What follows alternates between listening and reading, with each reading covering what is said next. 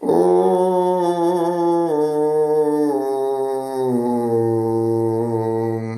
सच्चिदानंद।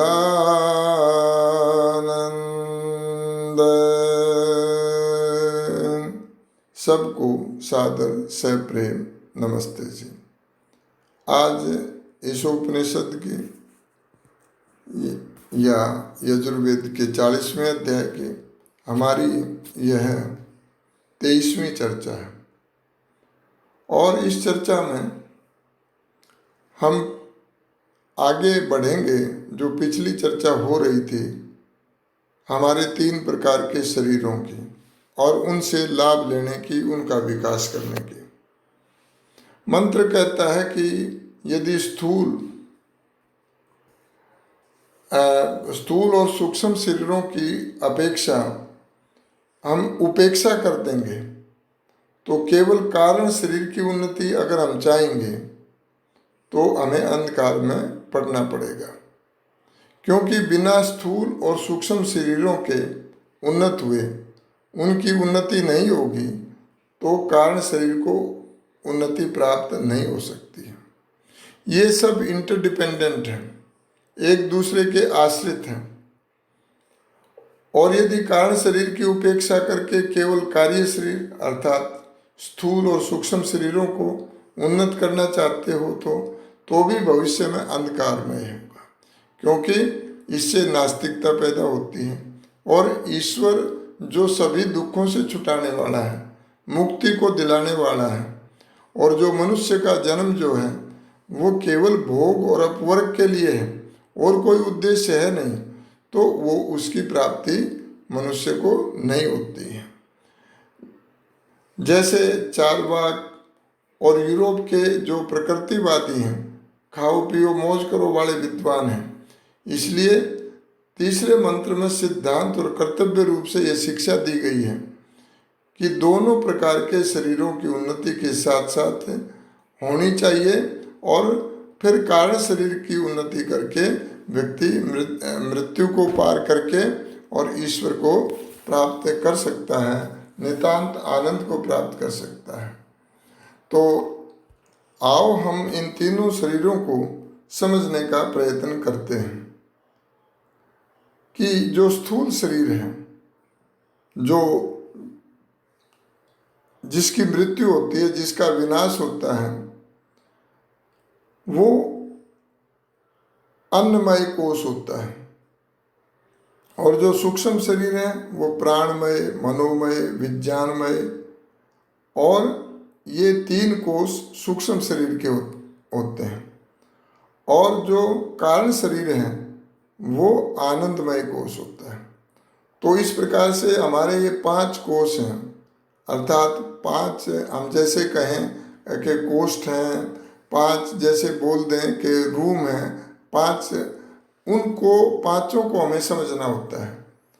और अन्नमय कोश को पहले हमें उन्नत करना चाहिए, और उस अन्नमय कोश में हमारा जो है योगाभ्यास, आसन, प्राणायाम, जिससे इसकी वृद्धि होती है, अच्छा खान पान, अच्छा आहार विचार, तो ये सब के कारण से हमारा अन्नमय कोश जो है वो उसकी उन्नति होती है। और जो सूक्ष्म शरीर है जिसमें प्राणमय, मनोमय और विज्ञानमय कोश हैं, वो हमारे आंतरिक साधन हैं।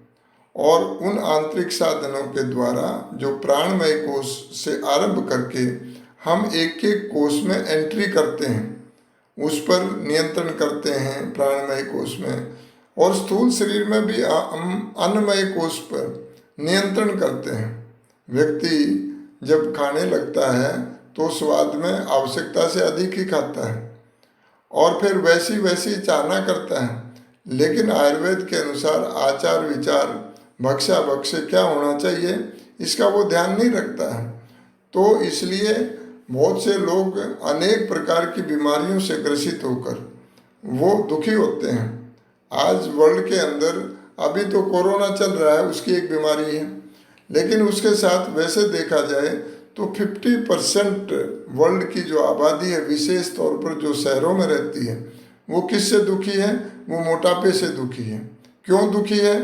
क्योंकि काम कम करना और खाना ज़्यादा, स्वाद ज़्यादा, और वो भी ऐसी चीज़ें जो शरीर को जिनकी आवश्यकता नहीं होती है।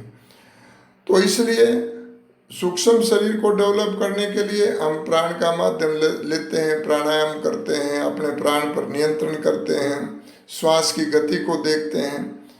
और जब इस पर हमारा नियंत्रण हो जाता है तो मन पर नियंत्रण करने की बात होती है, और फिर मन को बाह्य वृत्तियों से हम रोकते हैं, इंद्रियों के साथ कट ऑफ करते हैं, उसका कनेक्शन काट देते हैं। जिस प्रकार रात्रि में सुषुप्ति अवस्था में परमपिता परमात्मा मन का जो इंद्रियों के साथ में कनेक्शन काट देता है, तभी तो हमें सुख मिलता है, तभी तो हमारी थकावट दूर होती है। तो इस प्रकार हम जागृत अवस्था में रहते हुए इस मन पर ऐसा नियंत्रण कर लें कि जिससे हम पांचों जो ज्ञानेंद्रियां हैं और 5 कर्मेंद्रियां हैं, इनसे मन को अलग कर दें, कुछ देर के लिए रोक दें, और आंतरिक जो जगत है जिसमें मन बुद्धि चित्त अहंकार है उसमें प्रवेश कर जाएं और उससे लाभ उठाएं और उसको देखें, उसका दर्शन करें कि मन कैसा है, चित्त कैसा है, ये अहंकार क्या पदार्थ है। तो इन पदार्थों का भी विवेचन करना चाहिए, सूक्ष्म है, और इसको आंतरिक जगत में जो प्रवेश करता है, जो योगी होता है, वही देख सकता है। तो इस प्रकार का विचार करना चाहिए, और इन विचारों के कारण से ऐसी क्रिया में, व्यवहार में इन चीज़ों को लाना चाहिए। और तीसरा फिर कारण शरीर है कि जब ये चीज़ें हम प्रयोग कर लेते हैं तो हम स्वयं का दर्शन करते हैं, आत्मा का दिग्दर्शन होता है, और फिर आगे बढ़ते हुए हम आनंदमय कोश में प्रवेश कर जाते हैं, और ईश्वर का आनंद ज्ञान बल, और वो आनंदमय कोश का कारण क्या है, वो है कारण शरीर, जो सत्व रजतम मूल प्रकृति है। तो ये है उसका लाभ लेना। तो इन तीनों शरीरों के आपसी संबंध भी हैं, उस पर विचार करते हैं। पहला संबंध जागृत अवस्था को देखते हैं। इस अवस्था में तीनों शरीरों का संबंध आपस में बना रहता है। फिर स्वप्न अवस्था को देखते हैं। इसमें सूक्ष्म और स्थूल शरीर का संबंध टूट जाता है, परंतु सूक्ष्म और कारण शरीर का संबंध बना रहता है। इसका परिणाम यह होता है कि इंद्रियों का व्यापार बंद हो जाता है, परंतु मन का कार्य जारी रहता है। इसलिए मनुष्य इस अवस्था में स्वप्न देखता है। और फिर तीसरा सुषुप्ति अवस्था। इस अवस्था में सूक्ष्म और कारण शरीरों का संबंध भी आपस में टूट जाता है, और तीनों शरीरों में से किन्हीं दो का संबंध बाकी नहीं रहता। इन अवस्था में उनके संबंध के न रहने पर विचार करने से एक परिणाम तो निकलता है, जिस पर प्रत्येक को विचार करना चाहिए, और वह परिणाम यह है कि शरीरों के इन संबंधों के टूटने से मनुष्य को सुख और शांति प्राप्त होती है। जिस समय मनुष्य जागृत अवस्था के कामों में थक कर सो जाता है तो स्थूल शरीर का व्यवहार बंद हो जाने से उसे कुछ आराम मिलता है, परंतु जब मन भी थक जाता है तब मनुष्य स्वप्न अवस्था से निकलकर सुषुप्त अवस्था में पहुंचता है, और इस अवस्था में उसे पूर्ण शांति मिलती है, आनंद मिलता है, सुख मिलता है।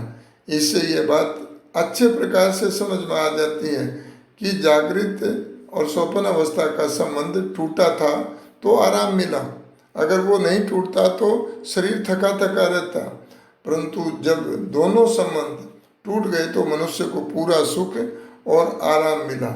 इसलिए विद्वान सुषुप्ति अवस्था को मुक्त अवस्था का एक छोटा सा उदाहरण रूप समझा कर करते हैं कि जिस प्रकार से सोने से व्यक्ति की सारी थकावट दूर हो जाती है सुषुप्ति में, उसी प्रकार जब मुक्ति में वो इस समय उसको किसी शरीर की आवश्यकता नहीं थी, और इसी प्रकार से वो पूरे आराम मिला उसको, सारे संबंध उसके टूट गए थे जीवात्मा के।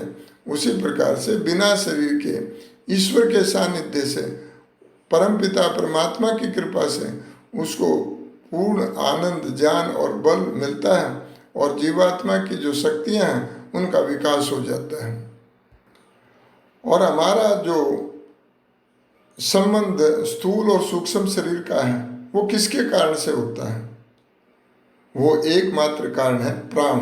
प्राण के द्वारा ही ये संबंध बना रहता है और जीवन को टूटने का कोई कार्य जब तक नहीं होता जब तक प्राण चलता है। तो हमने पहले संबंध पर विचार करके देख लिया कि उसमें संबंधों के टूटने से सुख प्राप्त होता है। उसी परिणाम को लक्ष्य में रखते हुए दूसरे संबंध पर विचार करें तो सुगमता से यह बात समझ में आ जाती है कि यह दूसरा संबंध भी टूट जाए तो उसका परिणाम यही निकलेगा कि मनुष्य को सुख मिले। तो इसका निष्कर्ष ये निकलता है, जो उपनिषदकार कहना चाहता है कि तीनों प्रकार के शरीरों को अपने पुरुषार्थ का क्षेत्र हमें बना लेना चाहिए और ऐसा बना करके कर्तव्य का पालन करते हुए उनका यथार्थ ज्ञान प्राप्त करें और उस प्राप्त ज्ञान को कार्य में परिणित कर दें। उस यथार्थता की प्राप्ति के लिए प्राणायाम मुख्य साधन है। उससे कार्य शरीरों का पूरा पूरा विकास हुआ करता है। प्राणायाम से शारीरिक उन्नति किस प्रकार से होती है, इसको हम संक्षिप्त में समझने का प्रयत्न करते हैं।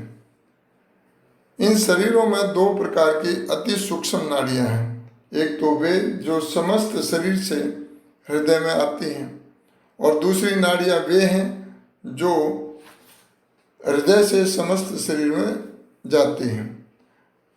पहली नाड़ियों को हम शिरा कहते हैं और दूसरी नाड़ियों को धमनियां कहते हैं और आज की साइंस में हम आर्टरीज और वेन बोलते हैं।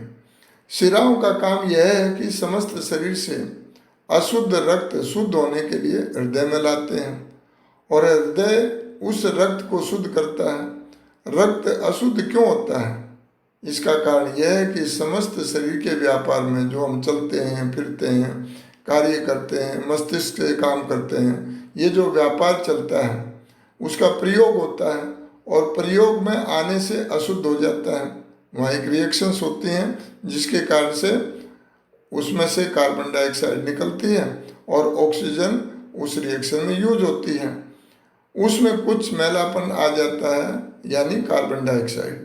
शुद्ध रक्त में ओजोन काफ़ी मात्रा में रहता है, परंतु काम में आने से जब यह अशुद्ध हो जाता है तब उसमें ऑक्सीजन की जो है वो मात्रा कम हो जाती है और उसकी जगह एक विषैली वायु जो है कार्बन डाइऑक्साइड हो जाती है, जिसके कारण से हमें घबराहट भी हो सकती है अगर वो वायु अशुद्ध रहे तो।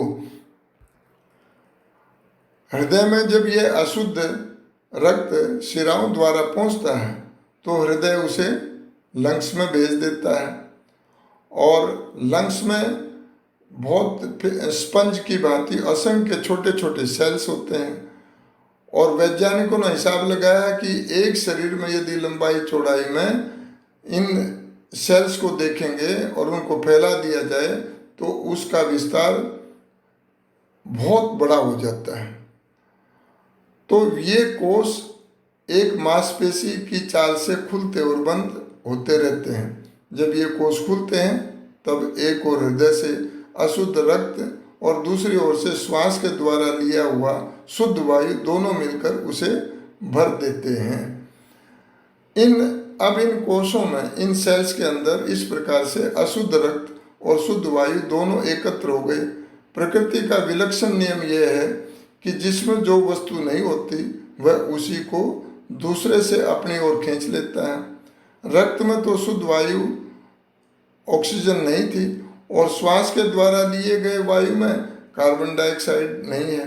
इन दोनों में जब ये उपयुक्त नियम काम करता है तब उसका परिणाम यह होता है कि रक्त में से कार्बन वायु निकलकर श्वास के वायु में और श्वास के द्वारा आए हुए वायु में से ऑक्सीजन निकलकर रक्त में चला जाता है। फल यह होता है कि रक्त इस प्रकार शुद्ध और श्वास के द्वारा आया हुआ वायु अशुद्ध हो जाता है। शुद्ध रक्त हृदय में जाकर धमनियों के द्वारा समस्त शरीर में चला जाता है और अशुद्ध वायु श्वास के द्वारा बाहर निकल जाता है। ये कार्य हमारा प्रतिक्षण चलता रहता है। इसी चर्चा को कुछ और आगे लेकर के चलेंगे। आपने ध्यान से सुना, आपका बहुत बहुत धन्यवाद।